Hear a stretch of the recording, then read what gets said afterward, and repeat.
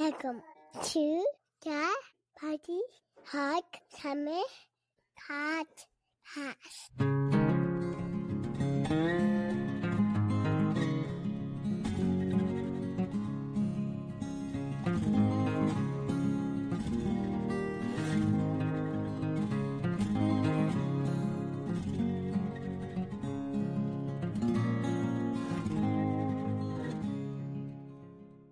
Hi, everybody. Welcome back. This is the Bunny Hug Farmers Podcast. I'm your host, Tyler Janin. I'm here with my co-host, Dallas the Duke. We're having a ton of fun still doing these. I know I sound like a broken record saying that, but these are generally fun to do. We've had so many amazing guests. Dallas and I are just having a blast. So, Dallas, our phone calls keep getting interrupted here this past week, so I really want to know what you've been up to lately. Well, it's pretty amazing. It's the middle of November. I kind of really wish I was snowmobiling, but at the same time, we're discing sloughs, we're mowing. We got some rock piles and some land we purchased a couple of years ago that we're trying to make go away. So we've been working at that, thinking, man, I could use 3 more weeks of fall. At the same time, I'm looking at my snowmobile sitting in the shop going, I could really use some throttle therapy too. So that's what we've been up to, and then we got grain booked to go out here in December. So we're going to be hauling as quick as we can and pick that back up, whatever you knocked over.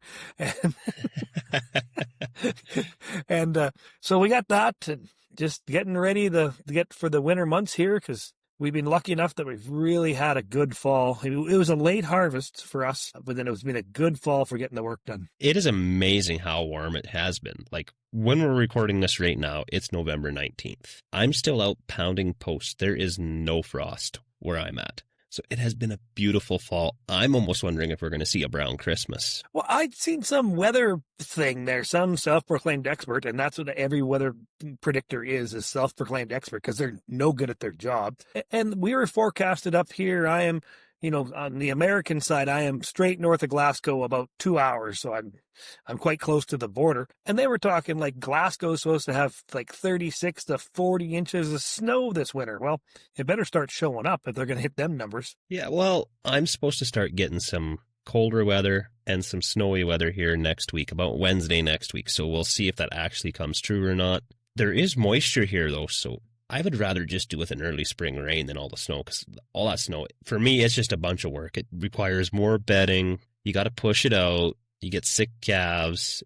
Snow's just work for me in my farming practices. Well, is that kind of a segue into this episode there, leading into some calf talk here? Because we are pretty honored today. We have another fellow TikTok content creator going to join us, and he is very large on the cattle side with his posts and stuff. On TikTok, it's Neilson Beef, and in real life, real name is Lance Neilson. I'm sorry, Lance, I got that wrong to begin with. No problem. Yeah, thanks for having me, guys. It's an honor to be here. No, it is actually our honor to be here to talk to the cool guys like you. And it was brought up to you. A couple people mentioned you. They wanted to have, they like your content. So do I. Have you on the podcast because you have a really good different look at your cattle operation. You have a different cattle operation than a lot are. But as we learn in this podcast, there is no two farms in Western Canada or even the northern states or whatever that are the same. Every farm is so diverse, and yours is a little bit different. So if you want to lead into a little history of your guys' operation and stuff like that, just take it away, boss. Sure. Yeah. Thank you. Yeah, that's for sure. I mean, yeah, so every operation has its little differences, and some are kind of big differences. But so yeah, we farm, have a cattle operation near Stettler, which is east central Alberta. You have my wife Karen, and then we have 4 kids: Annika, Reed, Jenna, and Blake. And our kids are all getting older now. Our oldest is early 20s, and then our youngest is still in high school. So the kids are all getting older, and they all enjoy the farm and stay, still own some cattle and stay part of it. So that's just the best of it all, and we really enjoy keeping our family involved and together in that. So I grew up kind of in this area a little bit further east, that grew up on a purebred cattle operation, and attended all the different cattle shows in Canada and even down in the US a little bit when I was in my youth, and my wife grew up on a grain farm actually in more north, and we ended up meeting at Olds College and started our life together back in the early 2000s. And we always had a small farm, and and we actually did a little bit in the oil field type businesses and stuff. And 2015 came around, and that was pretty tough if you're involved in anything oil field related. So we said, okay, well, let's do something different here, and we decided to kind of bet a bit bigger on the farm and moved ourselves and bought this feedlot setup that we have, and went full-time farming, and just haven't looked back. That was a great transition and a great move, and I like being a full-time farmer a lot more than I like being the guy that went out and when you get home in the dark and trying to feed your 40 cows, minus 40 in the dark and never seeing your operation in the daylight. I did that for a lot of years, and I'm pretty thankful I don't have to do that anymore. So yeah, that's a brief history of what got us to this point of full-time farming. And I definitely remember the days well of, farming in the dark. That's for sure. Well, that would be a lot of effort. You're up early, maybe check over the cattle herd quickly, head to work all day long, and come home in the dark and feed and do whatever you have to do. All the stress. Yeah. No, it was tough. And so, yeah, so we ended up moving ourselves to this, it's a small feedlot operation or backgrounder operation. It was set up pretty nice, actually. The people that owned it before us understood cattle handling and cattle movements, how to handle them, well, and everything was set up good. So that was nice. And, given my purebred background growing up, I never wanted to have purebreds. I did not like that scene, but I liked the more detailed orientated thing of the purebred world. So we wanted to make bred heifers. I wanted to make mother cows for people. We turned this feedlot operation into a heifer development operation. So we strictly focus on breeding females. We want to make new mother cows for the industry, and that's all we do here. We have our own cow calf herd.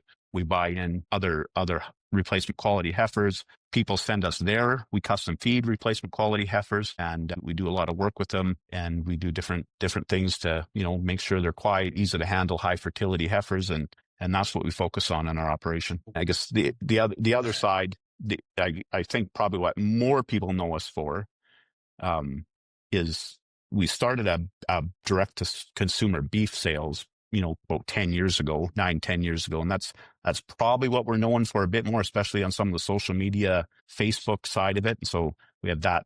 We also have that side of the business too, I guess, is the direct to consumer beef sales as well. So if somebody was to try and get into that direct from farm to consumer business, where would you tell them to start?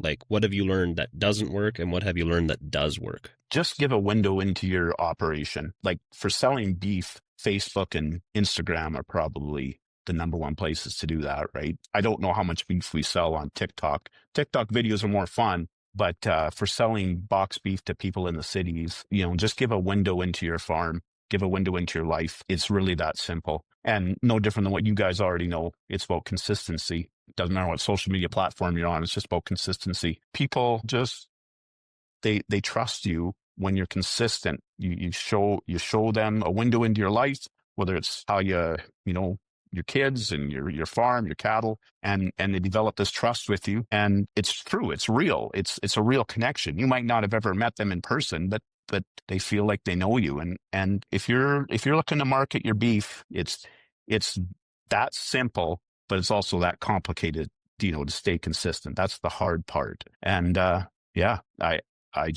can't stress that part enough. It's easy, but it's also hard at the same time to stay consistent doing that. If you end up delivering to somebody's house or whatever, or meet somebody that you've never met before, right? And they will talk to you like they know you really well, and they'll reference something that happened on your farm, and you think you catch you off guard, like, how did you know? Oh, right. I guess I told everybody that at some point on a social media post, didn't I? So they really feel they get to know you. I think that's the number one thing for selling direct to consumer. Well, that's one thing I often notice with my social media side is the stuff I share. I mean, you have to remember, I'm not just sharing it to the 20 or so people I know individually on TikTok. I'm sharing it to the, 20 or 15,000 followers that I have. And so you have to realize there's certain things that, we're all the same way. There's certain things that we don't share or personalize or even certain ways we do things on our farm, because maybe it is might not be socially accepted. So I just make that filter rate at myself and say, nah, this isn't going to be in a video. This will never come to fruition if people knowing exactly what we do all the time. But then when you do share stuff, then you remember, oh yeah, people know what I'm up to or where I went, or and I love people come up and saying hi and saying where they're from and saying they enjoy my videos or the podcast here. I've always been so honored and I always will be honored by people wanting to listen to me. Yeah. Oh, for sure. It's awesome. Really. Like, it's great. It's flattering. Yeah. I guess the other aspects, like I actually think we're pretty good at selling beef direct to consumers. I always found it reasonably easy to do. And the number one thing is that window into your life. But the other thing is keep it simple, right? Like, I see people selling, by the cut, you're trying to sell each steak individually or each roast individually, or right from the get-go, we just made it simple. You have like 3 choices from us. You can buy a 10-pound box, a 20-pound box, or a 30-pound box, and you do not get to choose what's in it. 25% steak, 25% roast, and 50% ground beef. And that's it. And you're buying that because that's kind of how an animal is butchered. So Yep. It kind of takes your supply down evenly. You're not left with obsolete or froze, stuff in the freezer that doesn't ever sell. And they can still buy halves or quarters from us as well. But restricting choice, I think, increases your sales and certainly makes your life a lot easier. And I can't recommend that enough. Those are the couple things that I would really, that's the advice I'd give anybody trying to start to sell direct. So are you using an abattoir or are you doing your own killing on site? No, we just take it. We haul live in. We have butcher spots monthly, every couple weeks. So we used to do it every 2 weeks, but now we just do it more animals monthly, and we haul in live and bring home frozen. You want to keep things low risk, right? Like if we started having all the facilities to cut, wrap, or even kill, on farm, which is a whole different ball game if you're going to do inspected kills. But like, what's your risk if you haul an animal to the abattoir, provincially inspected one, bring home packaged beef? Your risk is, well, I got a couple freezers full of beef. Like, there's no risk. And you start having like a storefront, or you start having, a cut room or something. You got to keep that thing busy. You got to keep, you got to have that investment being paid for. You got to have if you have an employee or two, you got to keep them busy. I don't want that stress. I just don't. We can sell as much beef as we want to produce in this manner by keeping it extremely simple. And at worst, it would take us a year for our family to eat through an inventory if everything went to hell in a handbasket tomorrow, right? The risk side is way lower doing it this way. Didn't you, I remember seeing a video here a while ago, you were talking about maybe even selling the box beef business. Obviously, you haven't done that yet. We just scaled it back a bunch. When we used to do all of Alberta, and I kind of took the idea that, well, especially pre-COVID times, shipping was a lot cheaper. And then COVID to now, shipping just keeps going up and up and up, just like everything else. So that's kind of changed the economics of it. But pre-COVID, shipping was relatively cheap. And so it didn't matter where you lived, whether you lived in, a half an hour away from us, or you lived up in Fort McMurray, I could still get it to you for a really good price. And so everyone just paid the same price. I did not have shipping costs attached to it. But things started really changing post-COVID. Shipping went up, so we just increased our prices to go up. But then that wasn't really fair to like our local customers. So we just decided a couple of years ago to institute a shipping charge, which I was really against doing for many years previous. But we just decided to rein everything in and just say, look, we really want to just focus on our own little community, take care of Stettler and area. Stettler and area takes care of us. We take care of Stettler, and that's the route we decided to go. Yeah, I did make that. It's funny. I made that TikTok about just kind of musing. Hey, would they be interested in this? And everybody thought that we sold out. But whatever. No, we stayed going. We just focusing just more on our local community, and we like that a lot better. I mean, honestly, like it is really fun to have your own brand of beef, because you can go and support your community with it, right? Like if there's sports teams, or like we do a jerky and pepperoni line too. So people that have school sports, or like a swim club or a dance club, or it doesn't matter. They can sell our jerky and pepperoni, make themselves, a fair bit of money by selling it. And like right now we have a couple sports teams and schools are running our jerky thing to be ready before Christmas. Your grandparents, your aunts and uncles, whatever, buy it from you, and then they got something for stocking stuffers or whatever, right? And it's fun to support your community in that way. It's fun to be able to give a gift certificate for a 20-pound box of beef to support a cause in your community. Like it just feels good. We just really like doing that kind of stuff. And when you do that, you support your community that way, they just support you back so well. It's really nice. Well, yes, because that's the same with all of us in these small communities. Like we're all in this tight little knit group together in these small communities. We look after each other, and that's a huge thing. Is when same time with us, we can donate something to whatever it may be. We always do here, and sometimes I go there and we donate something to an auction, charity auction or something, and you still go there to buy, and but sometimes if you don't have enough of that support, I'm always afraid the little communities like I live in here, it's only a population of 60 in town and 300 in the RM. I'm afraid that some days it might go away, and I don't want to see that happen, and not in my time. No, that's right.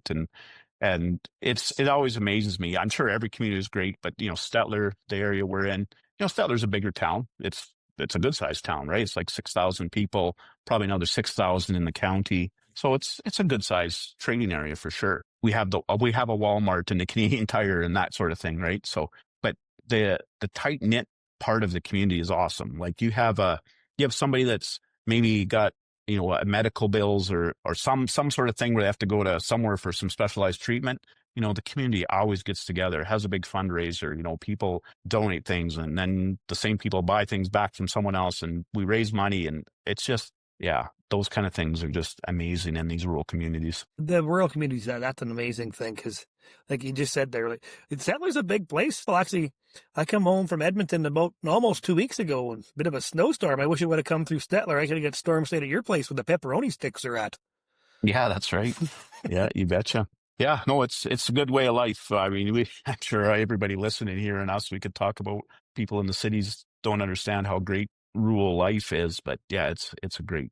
And exactly, I have family members and friends come out from the city, and they almost come out here in the openness and get the shakes. Like they're not used to being able to see for miles, or the fact that your backyard isn't just your own little haven. Our yard here is 25 acres. You can do whatever you want in our yard. It doesn't really matter. Yeah. In the city, my brother's place in Edmonton up there is his backyard is, I call it a 40 by 40 cubicle. That's it. It's nicely nothing, but that's what they have, and that's what it is. But it's so much different when you're used to all that space. Well, and the bigger thing too is your neighbor, and your neighbor might be 3 miles away. Your neighbor that you call your neighbor might be actually 20 miles away, right? But you know them, every one of them, and they'll come and help you, and you'll come and help them. Like no questions asked, right? And that's just such a difference, and just such an amazing thing. Kind of back to more onto the cattle here. What does feeding what you grow look like day to day? So our main component of what we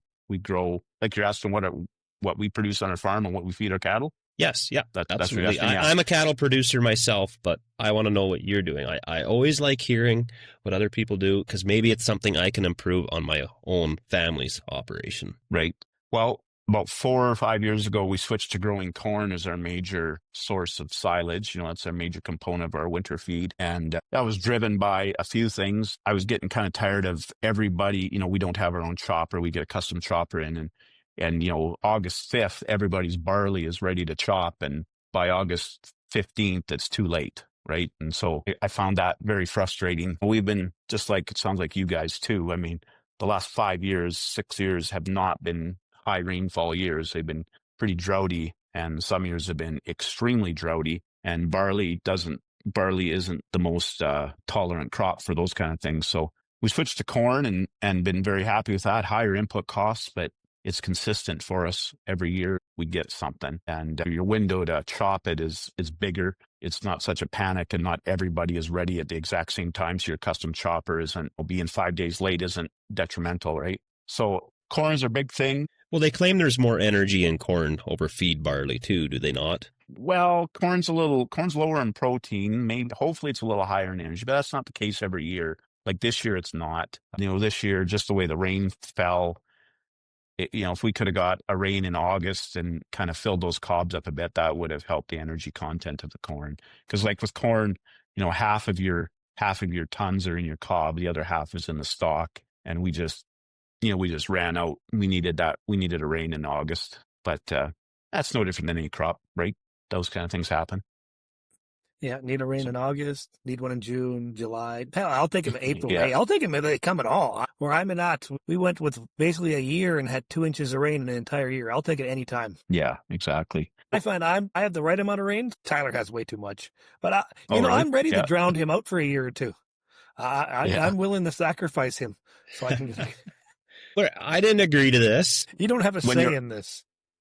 When you're low on rain, everybody else seems to be getting a lot more. Like, how did that guy get that rain cloud go over him? It just seems like someone else always got the rain and you didn't when you're low on it. And she's hard to pack up the farm and want to go chase the rains. That's something I always says, well, over here, we have lots of rain. You should come farm up by me. I'm, we're 1928, great grandpa bought this farm. We're just about 100-year farm. I can't just pack up and move away from that. I mean, it sounds great to go to some place that grows better, but this is where my family's been for 100 years and kind of where I want to be for the next 100 years. Yeah. And, you've got the skill set and the knowledge passed down how to deal with, someone moves in from somewhere else and they would have a disaster because they don't know how to deal with the conditions you deal with. So you've developed a skill set for it. Well, let's hope we can avoid some disaster because the last little bit has been a pretty trying time here. But Yeah. Okay, but back to the cattle side there. You said you specialize in basically all more bred heifers and stuff. How does that all play out? Yeah. So we actually do a lot of work with Olds College on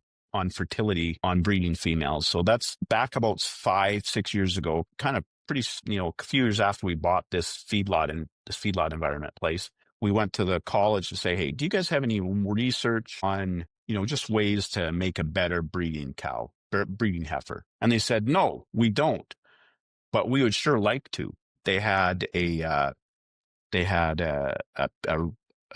researcher there. Her name is Desiree Gelatly, and we just kind of, ended up just working exclusively with her through Olds College, and she has a PhD in animal behavior.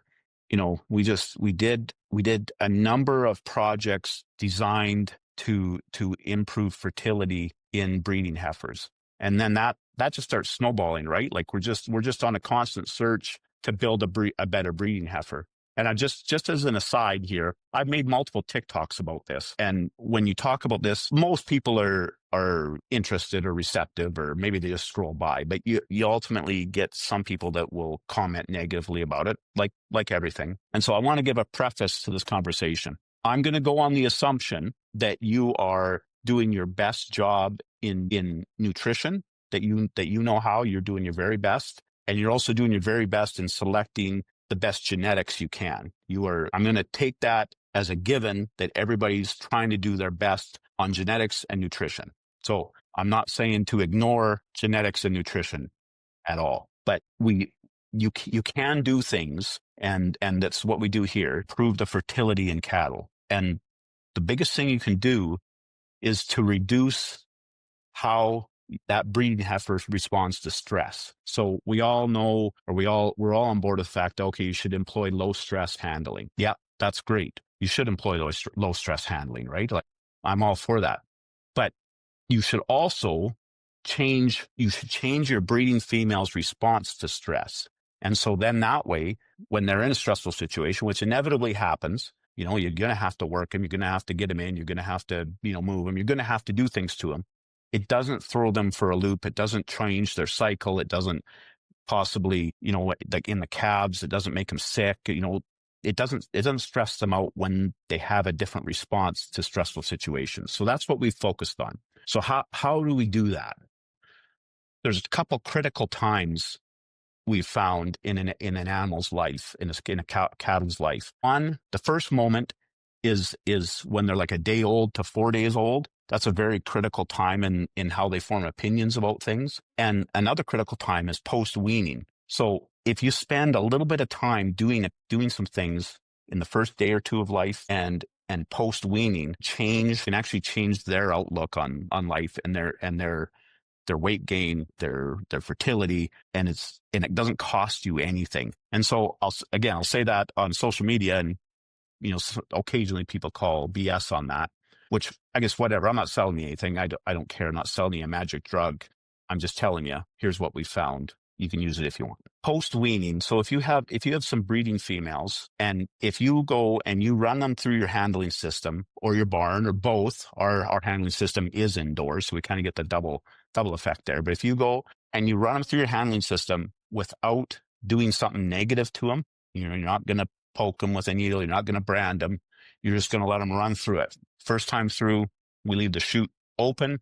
They just run through. Then we give them some grain. And if you got the whole pen, we'll just give them like a pail full of grain, right? Give them a treat afterwards. After they went through, you give them this little treat. Then in a couple of days, run them through again. This time, just close the squeeze on the head gate and the back gate on them. Don't catch their head, but just close it for 5 seconds. And that's an interesting one to do the first time, because then you can see who is more stressed, because they'll start darting the head around, they'll start moving their feet, right? Some will just stand there. And then when you open that front gate after 5 seconds, you get to see their exit speed. You get to see, like, do they walk out or do they just bolt out? And so when we did over the past 6 years, we've done this a lot, and we've had test groups and control groups with the college under guidance of research with college. And we've had radar guns for exit speed, and we've had scores for how they're acting in the chute and stuff, and we record all that. And so that's interesting to see. And so you do that second time. Then the third time, run through again. This time, catch their head. Don't do anything negative. Again, just catch their head for 5 seconds and then let them go again. All those things don't take very much time. Your first time through probably would take the longest, but like the second time through, you don't even have to do anything. They're like, oh yeah, I remember this. This is great. We get grain at the end. And third time through, same thing. They just load themselves. So it takes you like 20 minutes, right? Doesn't take you long. We'll get people questioning my sanity, but I'm not joking. We've had test groups and control groups multiple years. You will improve your fertility. You'll have almost zero open heifers at breeding. So you will improve multiple percentages on your opens. So, an open heifer, taking her from a heifer calf all the way to a 2-year-old, to have a calf, that's expensive. Like, you've got 2 years invested into this animal. You've put a lot of feed into this animal. It's an expensive thing. And so anytime you can reduce your opens by a few percent, that's money in your pocket, right? And it costs you $0 to do this. Plus, as an added bonus, you've got an easier to handle animal. You've got an easier to manage animal. Things don't stress them out. You got to get them in to do something. You got to move them. They just don't care. I really agree with what you're saying. We haven't done exactly what you're talking about, but all of our pens on my family's farm, to put bales in, to give them grain, we got to go through the pen. There's no bunks. Everybody's got to walk through the pen. We got to open the gate and go through. So they're seeing and getting human interaction every time we go in with the tractor. Yeah, that's really good. There's no one magic bullet to all this, right? Like, if you're going to be a rammy person, but I ran my cattle, I ran these heifers through the chute 4 times, so that's not a magic bullet. You still need to employ good practices. You still need to be around them. You still need to do what you're doing. I guess conceptually, like, if you've ever had calves born in February or March versus having a calf born in June, you kind of get what happens there, right? That calf born in June is like a deer, like a white-tailed deer out there sometimes, right? Whereas the calf born in March, man, you've been walking around it, you've been checking them, you'll probably walk around at night checking them. They're a lot calmer animals. And people have seen those kind of things with their own eyes. It's just saying that, you'll get an improved conception, kind of throws people for a loop a little bit. I believe it. We've obviously had pasture-born calves here, and I'm sure you've also had them too. I can't understand for the life of me why somebody would want to be around an animal that's been a pasture-born animal and is just scared shitless once they come back to the yard and have to go through a handling system. Yeah, that's right. Well, yeah, you're right, because they've never seen it. They've never walked through it. They weren't, if they're born in the pasture, they weren't born in the pens. It's a whole different, like you said, they're just like a scared white-tailed deer out there. Well, they haven't been in real contact with a human, like say my family's cattle will be, like when one of our cows has a calf, they're in a maternity pen for at least a day, if not more, if they need it. And then they go into a designated pen that we walk through multiple times a day. So it makes for a very calm animal. Yeah, that's right. And I can see that on the on the breeding side there. The calmer that animal is, the more it's used to all that stuff, the better chance it'll gain weight, the better chance it'll breed on the first or second cycle, the better the breeding animal you're going to end up with. Okay. Yeah. Speaking of some of your trials you were trying there, Lance, what is some of the craziest stuff you've tried? If you want to share that with us, good or bad? Well, so probably I don't know if this is the craziest. I think it's the craziest, but it actually gets the most positive response on social media. We massage calves at birth. So when we tag them at a day old, we'll go and we'll rub it down for a minute after we tag it. So what that does, like I said earlier, there's a critical time post-breeding or post-weaning, but also that first few days of birth.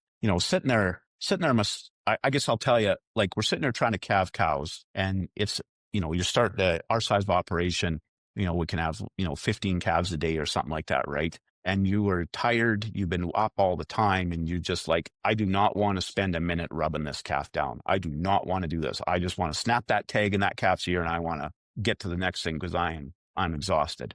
But spending that time just to rub a calf down, we massage calves. It sounds crazy, but we massage calves, and they get sick less, they gain more weight to weaning time. They will be heavier calves, 30 to 40 pounds heavier at weaning. Kind of like giving them an implant. It's as good as giving them an implant. And we've done this multiple years with test and control groups. That's probably the weirdest thing that I never would have thought would work, but it does. And I, it's. So what is the theory behind giving them that whole body rub? Like you do the legs, the shoulders, and the neck and everything.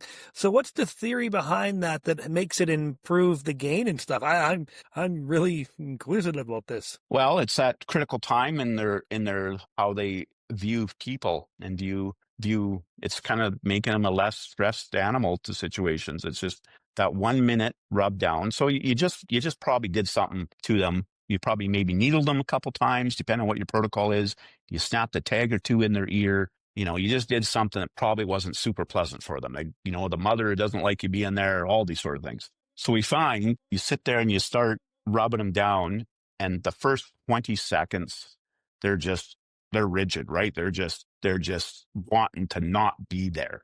But most of them, after about 20 seconds of rubbing them down, just kind of starting at their head and working your way back, they relax. They just all of a sudden, you can just feel their body just relax. And their tail might even start wagging sometimes. But you just feel them release that tension of they want to bolt out of there. And that's just a critical time that changes their perception of things, and it works. And it's just that whole thing of you're changing how they respond to stress. Instead of just saying we employ low stress tactics, what you're doing is you're actually changing how that animal responds to stress. Yeah, so the animal's stressed out, like you said, you snapped a couple of tags, you give it a couple of needles, it's wound up tighter than a fiddle string. You've just sat there for 1 minute and just calmed that animal down. It's almost forgot maybe about its ear tags and its needles. Like you said, it's wagging its tail. It's now, instead of the last thought it has of you touching it is snapping that ear tag through its ear, it's now leaving there thinking, oh, that guy, I feel pretty good. I'm relaxed. Oh, yeah. It's thinking about it now, it makes complete sense. But to come up with that idea to begin with. But I always remember when my dad needles calves, gives them a little bit of a rub, but give it a full minute and just take that stress away. And that, because sometimes when we're done needling calves here, we don't have a big herd anymore. But when Dad lets them go, they used to just bolt away like they were a white-tailed deer, but they probably just get up and saunter away if they leave at all. Yeah, lots of them don't even leave at all. They'll just stand there. And so would you think that mentality of that also goes down? Like you've massaged that calf, you've improved the stress. So if that's a heifer calf, when it comes back and becomes a mother later on, do you think it stays a little more calmer later on throughout the years also? Yes. Yeah. So we're calving out heifers now that were massaged as calves. We've been doing the calf massage for three years, I think. So we're just having cows have the calves that were massaged, right? Just now. Yeah. I mean, data collection takes time. and interpreting the data, or compiling the data takes time. So I'm just kind of speaking of just what I've observed. The answer is yes. I don't have data compiled yet to prove that out. Yeah. Tyler, make note. We have to have Lance back on next fall to discuss spring after calving. Let's see how this works. Because I think this is just, that's one thing I love about this podcast that we're doing here, is how many diverse things in agriculture we're finding out here. That's just, I'm blown away by that. So I didn't necessarily come up with that idea of massaging a calf. There's a couple things, like if you talk to any horse person, imprinting foals is not something new to them. Like if you ever talk to a horse person, they immediately get it. They're like, oh, you're imprinting. Yeah, that's exactly it. People imprint foals. That's nothing new. And probably one of the big reasons, there was a study in Brazil that did this as well, but they massaged that calf. They rubbed that calf down 2 different times for like 3 minutes each time. I was like, well, that's just not practical, right? I'm definitely not going and catching that calf a second time 3 days later to rub that calf down. That's not happening. And 3 minutes, can we get the same effect just by taking it down to 1 minute? Like that's something that's practical. Like if we're going to do this, it has to be practical, right? Like it's practical to run a pen of breeding heifers through the chute in 20 minutes. I think that's practical. It's practical to rub a calf down for 1 minute after you put a tag in. It's not practical to catch a calf and do it 2 different times for 3 minutes. No one's going to do that. So that's always a guiding principle. Can we reduce this down to something that everyone's going to be able to do? And so that was what we endeavored. Well, that's just, opening my eyes to all this stuff. That's just amazing. Okay, but I have to jump back to my questions here. You're a fairly big creator on TikTok. You make, 2, 3, 4 videos a day. Sometimes I like to watch. How did you get started on TikTok, and what other social media platforms are you playing on? Well, we started on Facebook and Instagram. Well, Facebook mostly. Then it just kind of got cross-posted to Instagram for selling beef. And I mean, obviously there's something in me that wants to do that. I mean, no different than you. There's something in us that we want to perform or something. I don't know what it is, but we have a personality that wants to do that. And so we started on Facebook, and that for quite a few years. And we sold beef just by giving that window into our farm, like I was talking about. And I don't know, TikTok came around and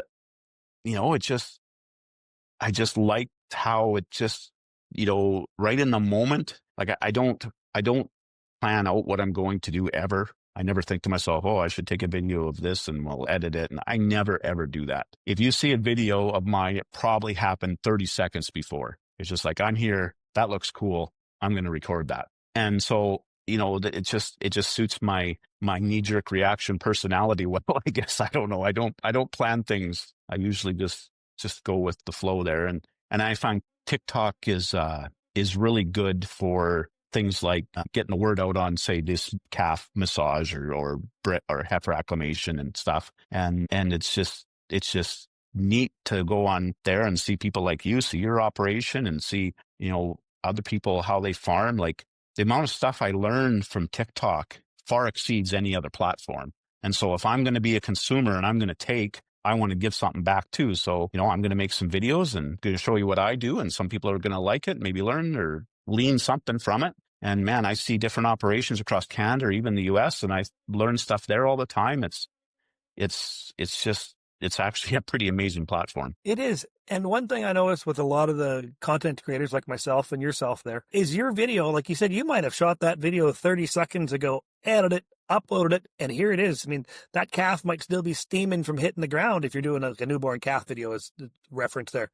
But you get some of the other platforms, your video could be 2, 3, 4, 5 days, a week, 2, whatever, old before it's all edited all up. Nice thing about TikTok is you make a 30-second video, edit it for 10 seconds, post, and within a minute, people are watching it because it just shares, what we're learning or what we want to show or talk about. Instant. It's such a live platform. Like it is almost, on a live basis a lot of the times, how fast things can get done. Well, the same, I think I talked about the one time here, we had the mechanic out, was working on one of the new headers, and the header was broken. And he's like, well, these bolts here tend to break, they get loose and break. So I walked over to the header and I showed the broken bolts in the video and made a TikTok video in a minute and 20 seconds, whatever, uploaded it. I had people track me down with my own personal cell phone number and say, thank you. I checked them bolts. They were loose. They were broken. They were gone on mine. And so I prevented a disaster just because of your minute and 24-second TikTok video. And I thinking, because I got the receipt for one of them gearboxes today. It's $4,700 if you break that gearbox. So my little video, maybe I pissed MacDon off, cut down some used parts sales or new parts sales by my video of a little preventative maintenance. But I think you're better off to tighten 2 bolts than you are to change a $4,700 gearbox. And the downtime. Yeah. Aggravation, downtime, running for parts. If I could, I know I had some guys reach out personally and thank me. So if I could save some guys there some money, I'm hoping I watch some video and some guy gives me a tip and I can go out there and save myself some money. That's for sure. Like other than my dad and my, making my own mistakes, TikTok's probably taught me more than anything else, right? Like you just see so many tips and tricks and those kind of things on there. It's fantastic. Do you have any tips for other farmers that are looking to gain a social media following? It's just that consistent thing, right? Like I always thought that I had to have some kind of interesting thing, right? Like, okay, we're massaging a calf. And that's good. That's interesting. People just consume people don't sit down and watch TV, right? They're consuming all their entertainment in these short form things.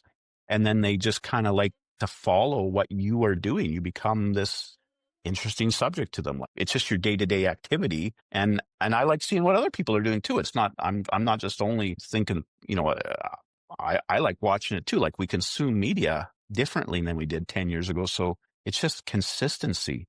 And a friend of your program, CK Farms, I can't remember the video that I turned me on to him. He was, I think, yelling at his cows through a crowding tub or something. I can't remember what it was. And anyways, people were just telling him how terrible a farmer he was or something. Anyways, there's obviously, you could tell that he was not serious, right? It was a joke. And, that's just, I remember just thinking how interesting that was, that he's making that kind of entertainment about just his daily life. Because we all do that. Like I'd sit there and yell at, get mad and yell at something because it broke. It's real life. And I just found it very interesting that it was compelling to watch his real life. And so he actually changed. I've actually never met him in person yet. I really need to one day, but he actually really changed my opinion about what compelling TikTok can even be. People just it's just interesting to see other people's operations. You learn stuff and it's just interesting to watch. So, yeah, just be consistent. And not back to CK there, not only because he's a buddy of ours and I've met him and I've enjoyed talking to him. He's I think one of the best YouTubers / TikTokers out there for his content and how he creates it. And now with his YouTube stuff, his day-to-day video, it's a lot of work, folks. I've done it a few times there. If you're going to try to record every step throughout a day from seeding, the harvesting, the spraying, the fixing, to all that, and try to make it entertaining, try to keep it within a package where you're not making a 2-hour-long video. It's hard to do. But then at the same time, CK also knows how to rev people up. And you're never going to have that instance where your camera's set up there and you're hammering something and you get mad at it and you throw your hammer away. That's never going to happen naturally. But when he does it, he stages it so well, you think it is natural, but then you look back thinking, I make videos all the time. You cannot set this up to make it work so good. One time, I must have threw that hammer 15 times for the shot turned out for me. Yeah, well, it's good because that's real. That's absolutely real. Like every one of us, you just get, cattle can make you frustrated, equipment can make you frustrated, and you're just like, I guess maybe you just think to yourself, yeah, well, at least I'm normal. Like everybody else experiences this too, and it's interesting to. I guess it makes you feel good that other people react that same way, and it's good to watch. But it's also one thing we always talk about here, and maybe we sound like a little bit of a broken record, but Tyler and I both know that the farm stress line is so important to us and to people in agriculture. That's right, Dallas. Out here on the prairies, all know farming isn't just a job. It's a lifestyle. It's early mornings, late nights, breakdowns in mud, weather that doesn't care, and the bills don't wait. Even though you're going through tough times, sometimes the weight of it all gets too heavy. Stress, anxiety, they sneak up on you. Farming? Shit, I had that going too fast. On a teleprompter. We're trying something new. Yeah. Can you guys see it or no? Nope. Okay, I'll start over. Slow it down a touch. Out here on the prairies, we all know farming isn't just a job. It's a lifestyle. It's early mornings, late nights, breakdowns in the mud, weather that doesn't care, and the bills that don't wait. Even though we're tough, sometimes the weight of it all gets heavy. Stress, anxiety, burnout, they sneak up on anybody. Doesn't matter how long you've been farming or how strong you are, and nobody has to deal with it alone. The Saskatchewan Farm Stress Line is here for exactly that. It's confidential, it's judgment-free, and it's run by people who understand ag life. Whether you're dealing with financial pressure, family stress, crop issues, or just feeling overwhelmed, they are there to talk, day or night. If you're listening to this and you're thinking, yeah, things have been a lot like that lately, just know reaching out isn't weakness. It's taking care of yourself so you can keep taking care of your farm, your family, and everything you're building. So if you need someone to talk to or know someone who might need someone to talk to, don't wait. Call the Farm Stress Line anytime. The number is 1-800-667-4442. I was just going to say, like, I think, that's a really interesting thing for me for TikTok is that stress reliever. I think it's great if people can phone the farm stress line, like you just gave the number for, but I also think that TikTok provides a bit of that function too, right? I think even, when we had small kids, I think young mothers get that same thing from mom groups and stuff too, or having other mom friends who can say, is this, I'm not crazy. Like this is happening to you too. And I think that's the way it is on the farm. Like sometimes you think, like sometimes when I see something else that happened to another person, or I see some kind of gong show that's happening to them, I'm just like, oh, good. Cause frick, I had 7 of those yesterday. That makes me feel better than I'm not the only one that has some stupid thing going on to them. Right. Like it just makes you feel way better. And I don't think I'm good enough at posting those, and I should get better at posting those things because we all have them. We all do something where the cows get out because maybe I was lazy. Honestly, maybe I was lazy and I didn't fix that stupid corner post, or maybe I did, cut a corner here and it caused me problems there. Or maybe cows are just jerks and sometimes stuff like that happens. And person should post more things like that, I think, because when I see it on other people's TikToks, I think to myself, oh, good. I'm not the only one. I've had them days where you haven't seeded all day and you've fought and it's just a battle and you're 12 hours into it and you've got 40 acres done. And then all of a sudden, like 5 days later, things are going good and you look over at the neighbor and you almost think, oh, good, it happens to him too, because that air drill hasn't moved in a day and a half. It's broken or stuck or something. And you don't want to look down at the neighbor and say, but I mean, at the same time you go, oh, good. I'm not the only one out here in this in this game having a terrible time sometimes. It's just kind of what happens, but we can't all have them perfect days. I wish we had more of them, but if we don't. Everybody should actually have to be a content creator. And it sounds weird. I don't want to gloss myself as a content creator, but whatever you want to call us, everybody should have to do that a bit because, the reason we don't post the negative things is because you get killed in the comments, right? Even if even when you think you're posting something good, there's always some guy that just, oh, that was a really stupid thing you did. And so if you post something stupid, then you get really killed. And so that kind of negative reaction, you got to have pretty thick skin to recover from. And sometimes you just don't feel like it's worth it, even though it was, something that would probably benefit people or you thought was kind of funny. It's like, forget it. I don't need the hassle of the comments. Well, that's sometimes maybe I have thick skin, but maybe sometimes I should have it a little thicker, because if you piss me off one too many times in the comments, I just block you and you just go away forever. Again, this social media thing for me is not a money-making avenue. Like you said, just right, it's a stress reliever. It is my own form of entertainment. I read 100% of every comment I get. And that consumes way more time than ever making any video ever does, is reading the comment. Then there's a question in there. If I can answer it, I will. Oh, but, I get so many people that read the comments too. They'll answer the questions before I can get to them. But at the same time, you got to be thick-skinned sometimes to handle all of this, because Well, there's a lot. Yeah. there's takers, right? There's people that they're anonymous on there. They never post a video and they just come in and just crap all over whatever you're doing. There's takers, and you just can't give those guys much. You know, you don't need to pay much attention, or that's the struggle, is not to pay them very much attention. Yeah, you go and you click on their social media page, and they've never uploaded one video ever. Like, I mean, they've never taken the time to put themselves out there, you know. And the more you do it, the videos, the clipping, the editing, the making the audio sound right. Like, I just uploaded one here for tonight. So if you've seen this one, you maybe just have seen or listened to this. You probably have seen the last video on our fire truck that our fire department was donated to. And that fire truck is basically, it was donated to our fire department. We had to pay the shipping to get it down here. But that fire truck is basically 100% to us because of social media, because I made a video showing our other trucks and saying, hey, like, our pumper unit is pretty well 44 years old and starting to give us grief. And people couldn't believe the age of our fire trucks. And people are commenting, we have to update this guy's fire, you know, our department stuff. And within less than a month, basically the exact truck that we wanted, you know, is sitting in our fire shop right now. It needs a little work. I mean, nothing in this world is free, but so it's not running, but we'll get it running. And we're going to have a really kick-ass, real decent pumper unit because of social media and because of the little bit of effort I put into it. Yeah, I saw that video actually just before this evening, just before we got on here, and yeah, that's amazing. That's really cool.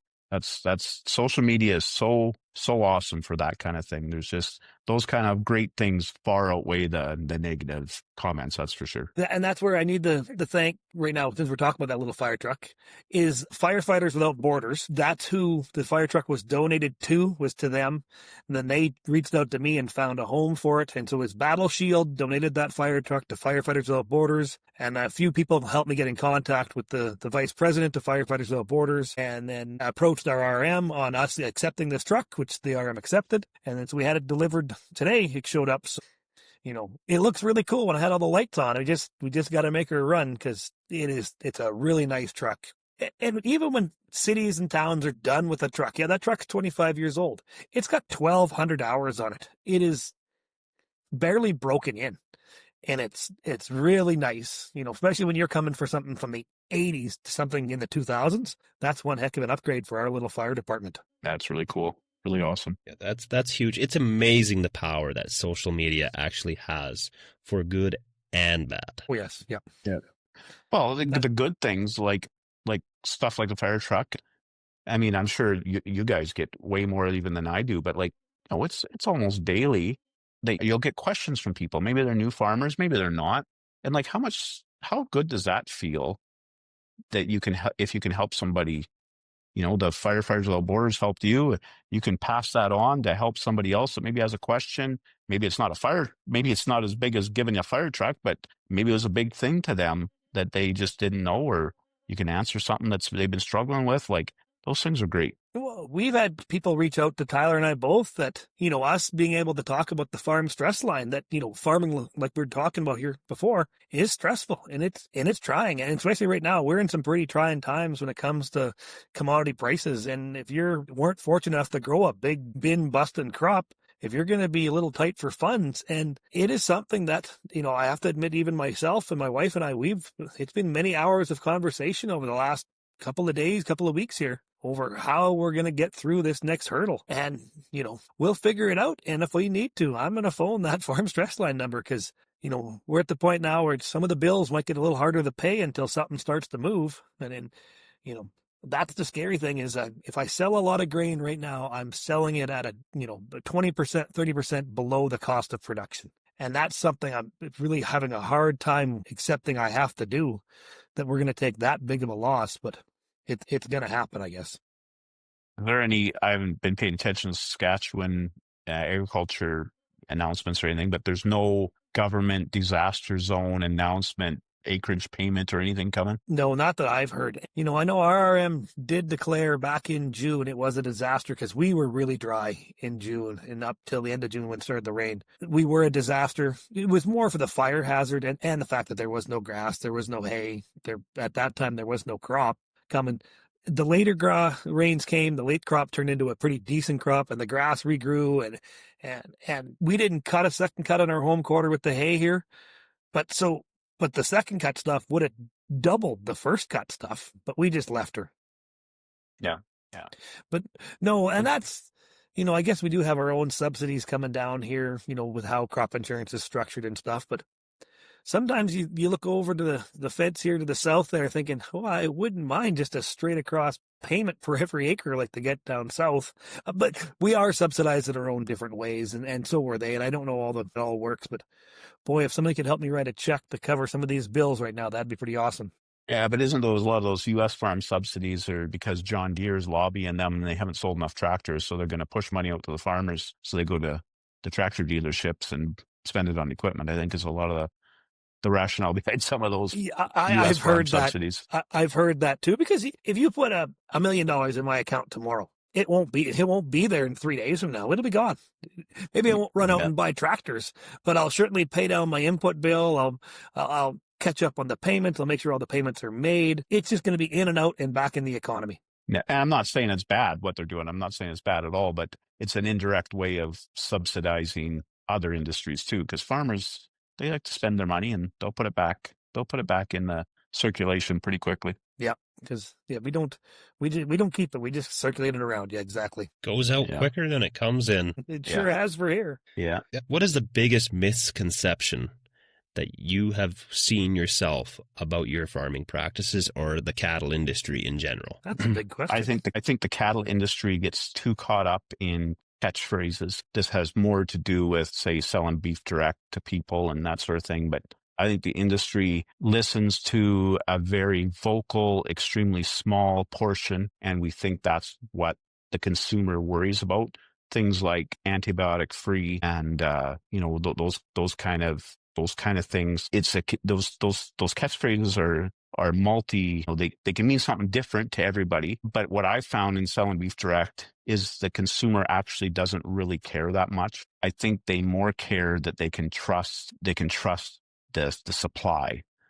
And I think farmers have a role to play there. But I think, and social media can fulfill that role. But I think we spend a lot of time worried about catchphrases that don't actually matter that much. Well, all beef is antibiotic free because there's normally minimum of a 30-day grace period if the animal's been treated for an injury or something that they can't be shipped. They cannot go to market. And if you ship them to market and you get caught, there is huge fines. Yeah, but even antibiotic free, exactly. I mean, it's a kind of a moot point because all beef is antibiotic free. But even other things like even talking about organic and all those kind of things, I don't think people care as much about those words and catchphrases as we are told that they do.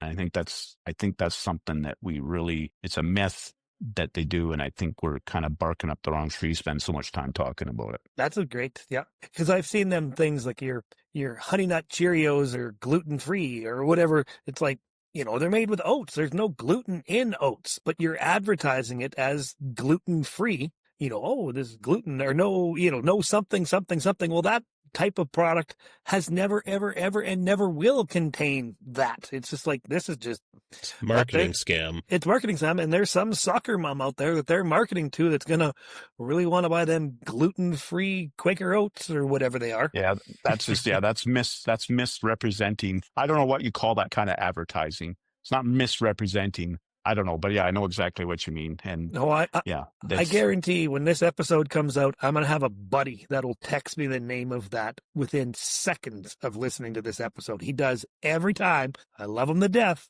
but he will definitely correct me on it. Well, that's good because there's got to be a term for it. Yep.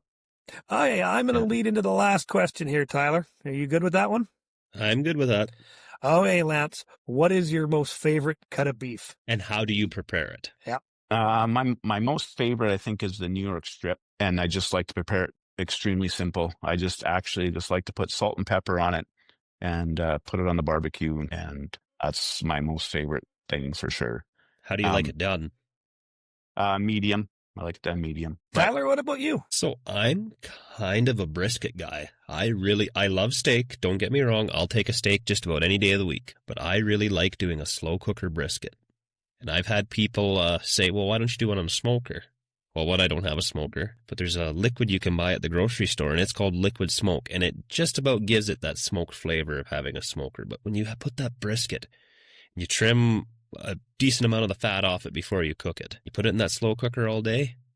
You can cut it with a fork. It's delicious. And Dallas, what's your favorite cut? I'm old school. I'm a T-bone man. For some reason, the T-bone has a bit of everything in there for me. I remember years ago that little knob of marrow in there too. I remember sucking that out. You got your little bit tougher, which I don't mind, and the other side, that smaller little tenderer piece. I'm sure, Lance, there's a correct name for both sides of that cut. But that's always been, if there's a T-bone on the menu, that's usually the one I'm aiming for. That's kind of the first one I reach for in the deep freeze when I'm going to barbecue one up. And I'm a medium rare guy. Sorry to say, we like the same thing, because the big side of the T-bone is the New York strip, and the small side of the T-bone is tenderloin, which are both awesome. Yep. But a New York strip is just the T-bone without the bone. Yeah. If I'm doing a steak, I like my ribeyes. Yeah, most people do. Most people like if we get people asking, hey, can I just get all ribeyes, or can I get one cut in my mixed box? It's always ribeye. No, I've always loved the steak. Actually, right now our smoker is broken, and it broke during harvest, and I finally got around to fixing it. And then, I didn't fix it. I had to diagnose what was broken.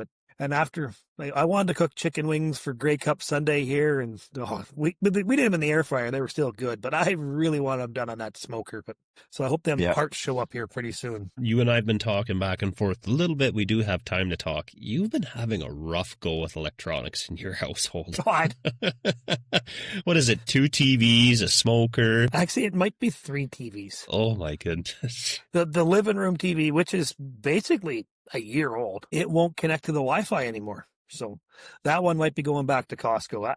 I don't know if we had an electrical surge in the house here, because 2 TVs for sure are garbage. The living room TV will come and go from Wi-Fi. It won't stay hooked up. The smokers quit. Yeah. It's all the northern lights. It's all the northern lights for getting the electrical pulses or whatever, and it's trying your geostorms. Yep. Yes, geostorms. Yeah. And it was 2 of them TVs weren't plugged into surge protectors, so you never know. So now there's surge protectors coming in the mail, and I had to run to Walmart and Swift Current the other day for a new TV. Yeah. But you know what? This is just the icing on the cake for my 2025. You can just keep blowing shit up for the next 45 days, and let's get this year over. Yeah, you've had a tough one, Dallas, with no crop, poor commodity prices. It's just been a tough one for you, and my heart goes out to you and all your neighbors and everybody in the parts of the prairies here that were unfortunate and didn't get much of a crop. It's heartbreaking to see, but the only bright thing is, and that's what works great with this episode we did with cattle, is we took 9 calves, stuck him in a $500 trailer, pulled him to the auction mart with a $2,500 pickup, and picked up a $30-some thousand check. Why wasn't this happening when we had the big numbers? But I know that's so interesting right now with the cattle. When you take a few calves in, or you take a couple of cows in, it means something now. Like, it's a serious amount of money that can pay a bill. Yep. Whereas a few years ago, you took a cull cow in or something, you get $800, and now it's legitimate money. You take a few in, and that's something. You got $10,000 or something. You can pay something then, right? I remember when it was about 2002, 2003 when BSE come down. Dad was finishing right from calving right to finishing. They were booked into XL Beef and Moose Jaw back in the day. I think that was the Packers. Mm-hmm. They were booked in the day after BSE started here. So we went from animals that were worth probably $2,000 to ones that and what do you do with a finished animal? It's done. It's days of done. It's been on barley for 90 days. It's done. Now what do you do with the damn thing? That was a stressful time too back then. So, and that's where we really got away from, before we got out of cattle, we got away from that finishing, because we were selling them to neighbors and trying to lighten the rations on them. And that was Dad's department back then. But it was not a good time with all these big animals kicking around, because it's not like storing grain in a bin. You can't just say, I'm going to shut the bin lid here and forget about it, and hopefully the price goes up. That animal still had to stay alive. It has to do. You can't just turn it off. If you do turn it off, you better be getting it hanging in an abattoir pretty quickly. Yeah. That's Well, the stressful thing about cattle in a drought, right? Like it's depressing with a crop. You see your crop burn up and you got to make money and you depress. Man, then you got cows. You also, well, they got to eat something or else they're going to die. You got like, it's a stressful thing in that situation, having those fats and just trying to keep cattle alive in bad situations is tough. No, that's why in this area, the herd numbers are down quite significantly in this herd numbers with that ongoing drought that we've been fighting here. Because guys were saying, well, I only made enough feed for 150 head, and I can maybe buy enough feed for another 100 head, but I have, an extra 100 head that I'm going to have to just sell and get rid of for not a lot of money. But just because, they couldn't buy feed for 400 head, or maybe they can only buy feed for 100. And so now they're in the other boat. I had a buddy of mine call up the other day, and because, I remember not that many years ago, we had Durham at $22 a bushel. He's like, what do you do to avoid paying all that income tax? He's like, I've ranched my entire life. I'm worried about income tax, because there were some awful years that the ranchers have gone through. And now guys are like, well, I'm going to have to find some write-offs. Like they weren't, they probably got some loss carried forward. They can probably take advantage of for a year or two. I won't be too concerned about getting income tax for a couple of years of good prices yet, but we'll see. Yeah. I guarantee I'm going to be taking some loss ahead with me for the next few years also. But at the same time, we're already in them payment schedules of stuff to cut down on income tax. But yeah, that's right. Well, I have to say, this has been one of my most intellectual stimulating episodes that we have done, Tyler. I have learned so much today. It is just mind-blowing, as in usual. That's one thing we're finding out here all the time. This agriculture community that we have in Western Canada and in the northern states is just so diverse. How each operation is so unique from its neighbors. It's just mind-blowing. And I really like to thank you, Lance, there for sharing all your secrets. But I guess you're already doing that. But I really thank you for coming on here and sharing them with us, because it's really enlightening how your operation it's so advanced and so, I think, so well done. I appreciate it. And yeah, I guess it is sharing secrets a little bit, but I just want to see the industry go forward, right? Like I don't want to hold those things close, because I just want to see the industry thrive. So yeah, I'm happy. I appreciate that you guys invited me on, and I'm very happy to share these things. Well, your timing was so impeccable to come in here, because actually we didn't even just lead into this, because you've just finished selling a lot of your bred heifers, and now you've just got into buying a whole bunch of your open heifers now for replacements. So, we didn't even divulge into that. I guess we'll have to have you back, or not. As you can just share that now with us. How'd that turn out for you? That was good. Yeah. I was happy with our bred heifers, how they sold. I think people are mindset of what an animal's worth has to catch up a little bit, right? Like you're selling $3,500 to $4,200 steers. And a $6,000 bred heifer isn't crazy, but in our minds, we're like, a $6,000 bred heifer, $7,000 bred heifer, that seems like a lot of money, right? But I think that's going to catch up, and I think the purebred bull buyers or sellers are going to maybe experience that a little bit too, like as a ratio of what we're selling steer calves for. I think the purebred guys are probably going to maybe not get the price for bulls that they maybe should in that regard, but we're buying those replacement quality heifers that we were restocking for next year's bred heifer market. We're buying them in at steer price, right? Like the good quality replacement quality heifers are bringing steer price right now. So they're not cheap either. And, I figure if you're going to buy back in at the same time you're selling, that should probably protect you a little bit. Nothing's foolproof, but if you sell and buy and sell at the same time, that should protect you in the market somewhat. And I guess that's just the way it is. The fall run happens. That's when people are selling their good heifers, and that's the way it is right now. Yeah, then within a little time frame there where you had all that calf check that you just sold all them animals before you went and spent it all, the account must have looked pretty happy for a couple of days. Oh, I did it the opposite. I actually had to buy in before I sold. You emptied the account. I didn't even get that excitement. It was like, yeah, it was 2 or 3 weeks there before I sold. So yeah, I have to maybe try to fix that for next year. Yeah, next year you got to reverse that order a little bit, so you have that one day, that 1 week of, honey, look at all these zeros in the bank account, Yeah, and then that's right. watch them all go away. Yeah, yeah, but yeah, no, it's an exciting time to be in cattle for sure. I mean, I sure hope we can have a couple of years of this to kind of rebuild from 10 years of pretty tough times, and it'd sure be nice if we could have grain and cattle be reasonable at the same time. It's just sucks how we have to have, one has to be down for the other one to be up and vice versa. It seems like hopefully we can maybe have a couple of years at the same time that are decent. Wouldn't that be fun? We could all be paying income tax and buying all brand new trucks. Yeah, that's right. Okay, I'll revert back. I sidetracked us again here, folks.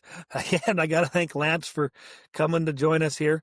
If you're scrolling through TikTok, it's Neilson Beef on TikTok. And what are you on Facebook and Instagram there? I think it's all the same. It's Neilson Beef everywhere. Yeah. Neilson Beef. So, and obviously, if you want to learn a little bit more about calf massaging and all of some of Lance's good tips and tricks, I think you got to start following him, because I know I do. So one more time there. Thanks, folks. This is the Bunny Hug Farmers. Tyler and I are really enjoying it.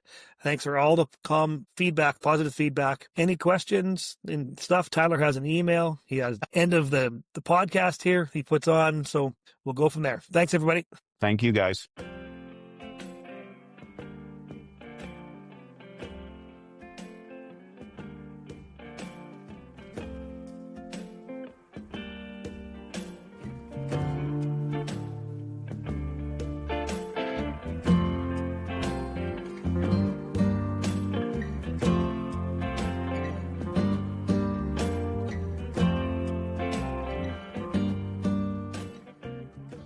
Hi, everybody. It's Tyler Janin here.